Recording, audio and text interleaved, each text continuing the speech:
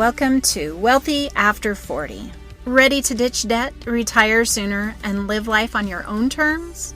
Only 54% of Gen Xers feel prepared for retirement, and 22% believe they will live a comfortable lifestyle. So if you're feeling like your finances are a hot mess express, you are not alone. I'm Daylene Higgins, founder of Elevate Finances and money coach for Gen Xers. I reached my dream of retiring at 50 while helping our daughter through college, and now I want to help you do the same. It's time to stop avoiding your finances like the plague and start having confident conversations about money. Join me every week to talk about personal budgeting, debt payoff, saving for retirement, money mindset, and leaving a legacy for future generations. Okay, friends, let's talk money.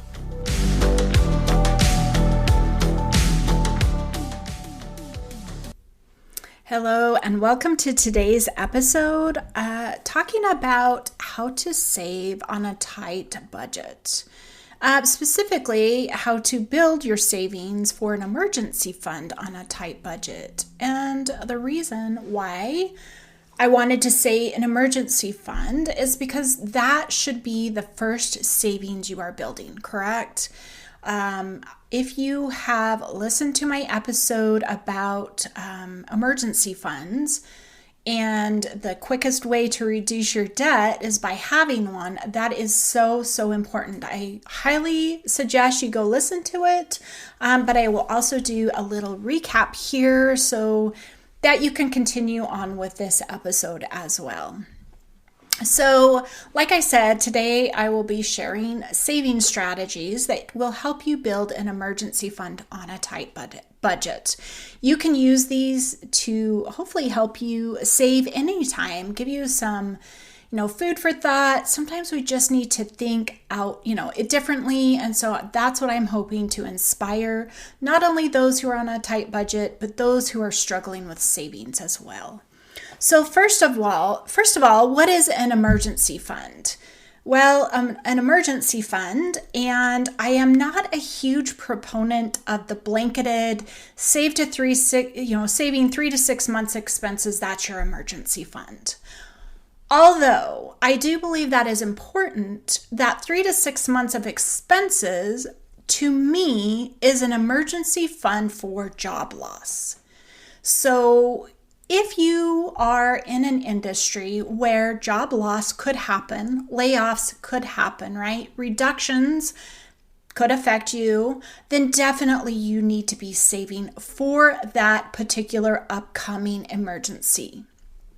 Also, I like to see it as a way to protect yourself from expenses that we know will happen. We just don't know when. So to me, these are, just as big, if not bigger. And the ones I'm talking about are, your roof, your water heater, your furnace, your air conditioner, your refrigerator. All of these things could go out. And if you don't have a fund to replace them, then you're stuck using your credit card or applying for a loan or a HELOC or however you end up funding that. That is why I believe an emergency fund is huge at minimizing debt, okay? It is so protective in that makeup. We can also create this as part of like our medical fund. We know that if a catastrophe medical incident were to happen in our family, we have a deductible. And we have an out-of-pocket max, correct? So those are essentially the amounts you want to save for. Now, I like to cumulatively look at them as hopefully all of these, quote, emergencies will not happen, number one, on the same day, in the same month, or in a close time period. So choosing the more expensive one and saving for that and then funding it. But I like to build I build 3 different funds, one for home, one for car, and one for medical. So go listen to that episode if you need some more direction. I felt like, saving for 3 to 6 months of job loss was not definitive enough. While if that is something that could happen to you, that would be something you want to save for as well. So moving on to today's topic of, how to save on a tight budget. So first of all, I want to ask you, do you truly have a tight budget, or does it just feel that way? Right? Making sure that you assess your situation and understand exactly what you're facing is so important to help you move forward. What is your income and what is your expenses?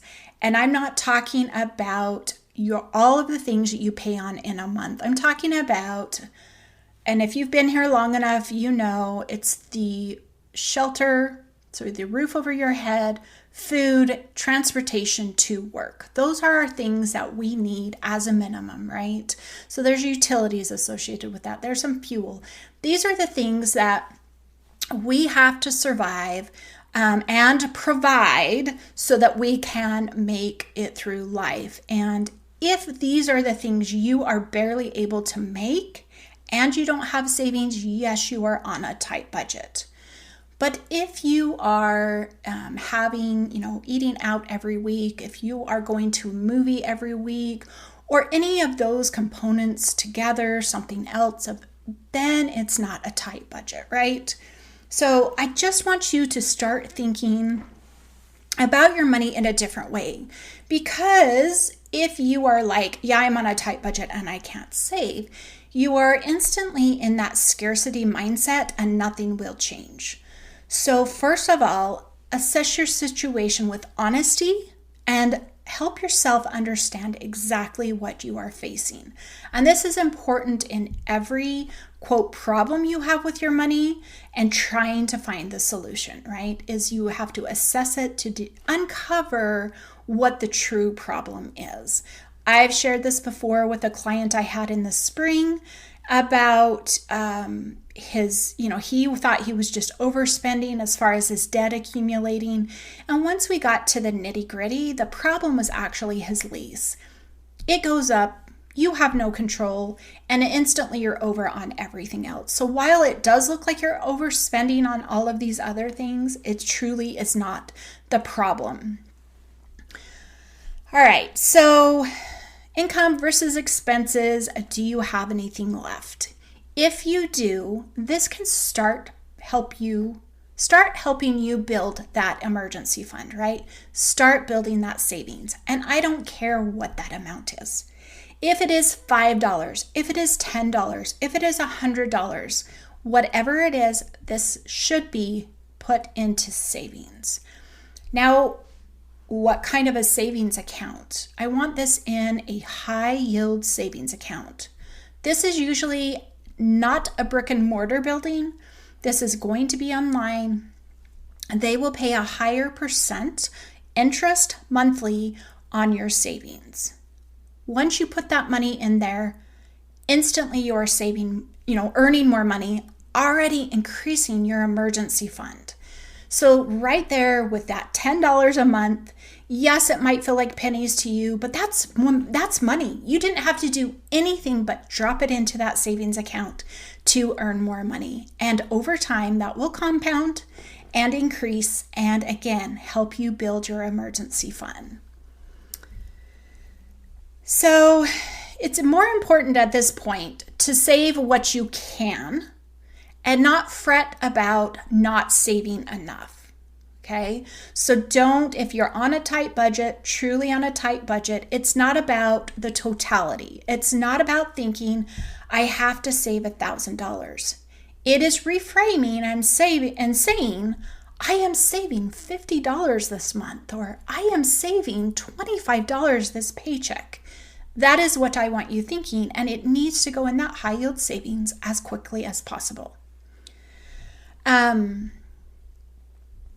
So again, as you're throwing it in there, you need to remember what potential expenses can come out of here, right? Keeping that in check and knowing that you are saving for those expenses that we know will happen, we just don't know when. The car breaks down. the kid gets, a broken arm, and so you'll have a medical bill. Things like that, right? Like they are not even a regular. This is something, but we know it will happen. We just don't know when.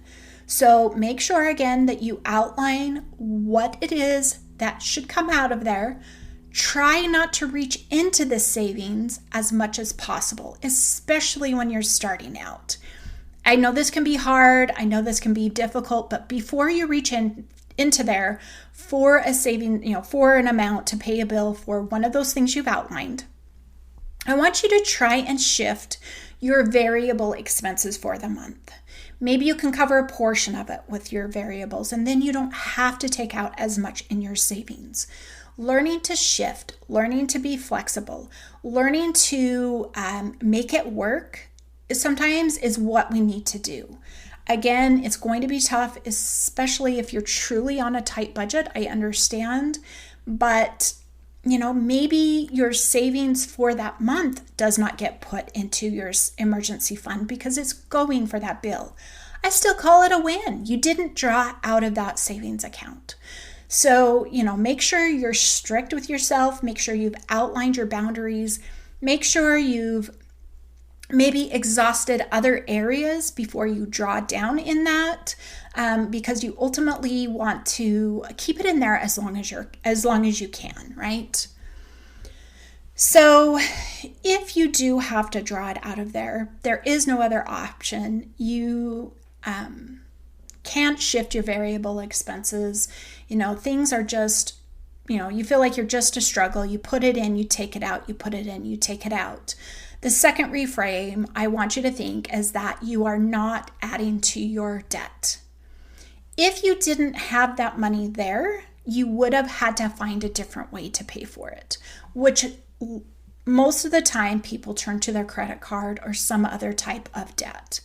So call that a win. This is all about working through this, preparing, and at some point, these quote emergencies will not be coming back to back. I hope, right? Hopefully life will give you a break and you can keep going. So just remembering, save what you can, call it a win. Try not to reach into it. Call it a win if you're able to shift your variables. And if you do have to take it out of there, call it a win for not having to add to your debt. So, couple of ways that you can find some more money during this tight budget time. Make sure you are tracking your expenses, especially on a tight budget. This can be where you can focus on, a couple different categories. Make sure you're, finding improvement, doing what you can to keep those expenses low as you are starting to build your emergency fund. That is your goal. I want to build my emergency fund. So make sure you're tracking, make sure you're looking for areas of improvement, and maybe you'll find a couple of dollars. Who knows? Every little bit at this point counts. I don't want it to sound like it's a nickel and diming thing, but if you are on a tight budget, these will pay off. This effort will pay off, and hopefully over time it won't be something you have to do. Second, meal planning. So meal planning was essential to me during my very tough times of, a lot of expenses on a tight budget, all of that thing. And it's very essential to avoid eating out. As a working mom, as, a working wife who is needing to cook, meal planning was essential. And it's not only just the shopping the sales after you meal plan, but make sure you're shopping your fridge and your pantry, using what you have. Again, like I said, every little bit helps. I was talking with a connection, and she says, I use ChatGPT to help me figure out how to use those weird items I have in my pantry. So if you're familiar with ChatGPT, or if you want to go explore it, type in how to use and whatever you have in your pantry, especially if it's something you're like, well, I bought it. I don't remember what I was going to make with it. So find something to make with it. Essentially, you are saving from your current grocery expense. Second thing, ask for a raise or start a side hustle. Now, I have a couple of past episodes on both of these. Mira Hardin, she shares her expertise in asking for a raise, how to do that, how to follow up with that.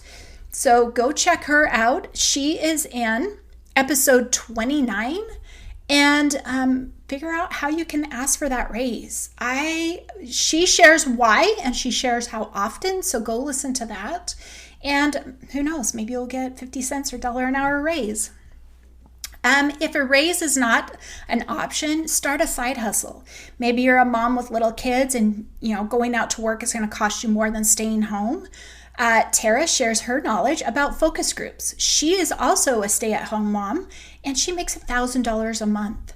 So go listen to her podcast on episode with a guest interview with me on episode 27, and go explore how that could be a possibility. So yeah, it's very hard, but there's lots of different options. Hopefully you can pick one of these and find a little bit more money. We're not talking about thousands of dollars here. You are on a tight budget. You are wanting to just save and get that minimal emergency fund. An emergency fund will protect you in many different ways. Another thing you can do is start looking at your individual variable expenses. Can you pause one of them for a month? Can you do away with one of them for a few months? Maybe you can, call and ask for a discount. There's always options within some of those variable experiences that you can, explore, even if it's just a one-time or, a few months, and it will help build up that emergency fund. For your utilities, call your utilities company if you have more than one, or if you just have one, and ask to be put on equal or budget pay.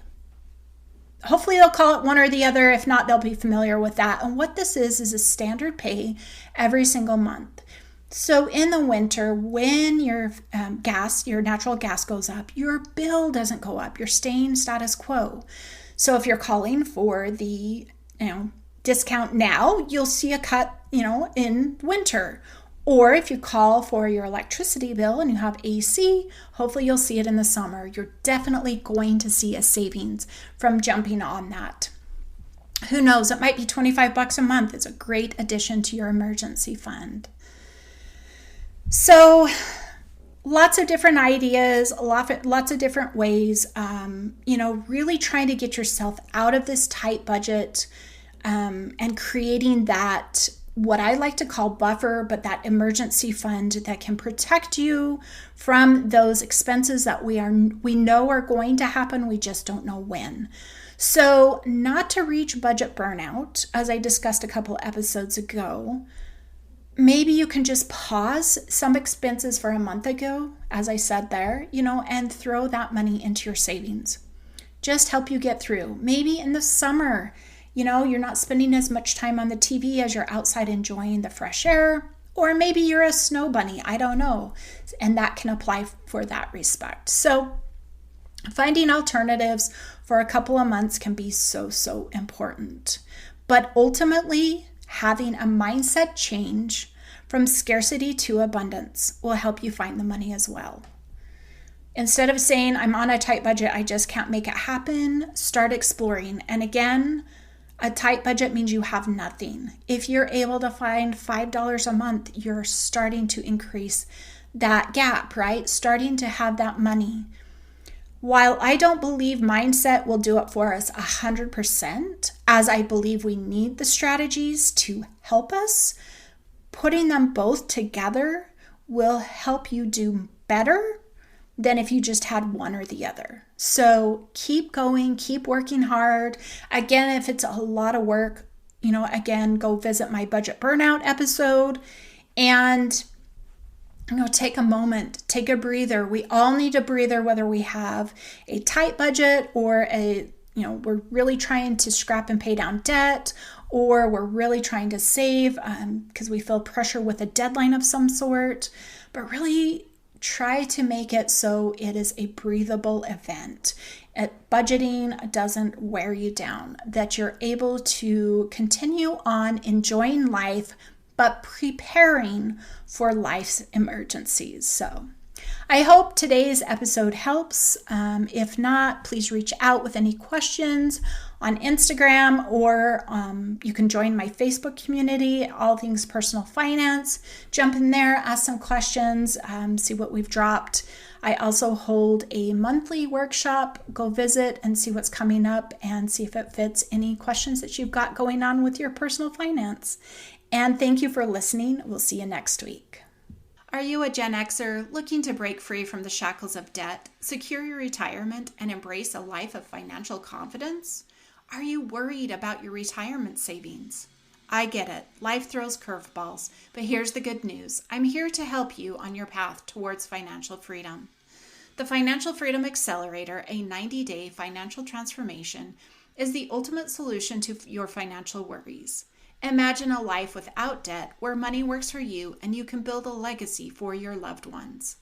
In just 90 days, we'll teach you the basics of budgeting, saving, and debt reduction using our simple and effective cash flow payday budgeting method. No more sleepless nights over bills. Are you ready to take the first step toward financial security? Follow the links in the show notes or visit my website at www.elevatefinances.us for more information. Thanks for listening. Every week, my goal is to help you get one step closer to financial freedom and making confident decisions so your money starts working for you. Having a community of support is important to your financial success.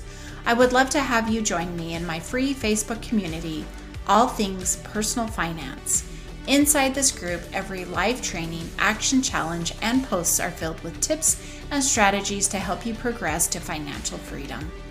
If you have questions from today's episode or want to learn more, follow me on Instagram at Elevate Finances. If you're looking for personalized support to get your finances on track, check out my website at elevatefinances.us to learn more about how I can support you with one-on-one coaching. Thanks and have a wonderful day.